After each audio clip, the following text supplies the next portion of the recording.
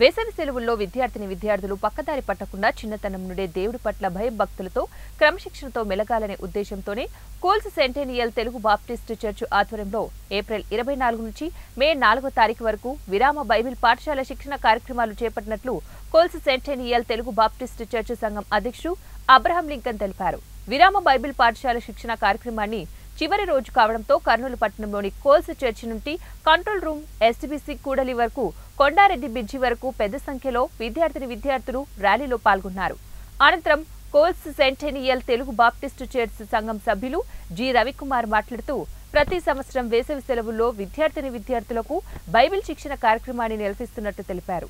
ఈ శిక్షణలో విద్యార్థులు డాన్స్, సంగీతం, ప్రభు యొక్క విశిష్టత, ప్రభు పట్ల భక్తి భయం కలిగి క్రమశిక్షణతో పిల్లలు ఉండే విధంగా సండే స్కూల్స్ టీచర్స్ ద్వారా పిల్లలకు శిక్షణ తరగతులు నిర్వహిస్తున్నట్టు తెలిపారు.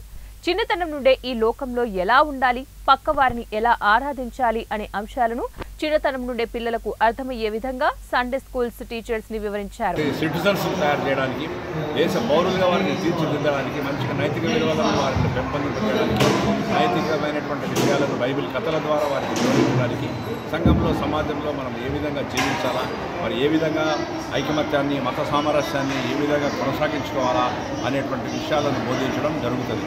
కాబట్టి అన్నిటికంటే ముఖ్యంగా యేసు ప్రభు యొక్క మరి సూత్రాలను, మరి సూక్తులను, ఆయన యొక్క సేవలను, మరి మానవతకు ఆయన చేసినటువంటి గొప్ప సేవలను మరి ఒక్కాణించడానికి ఈ కార్యక్రమంలో చిన్నపిల్లలకు తెలియజేయడానికి కూడా ఈ కార్యక్రమాన్ని నిర్వహించబడుతుంది.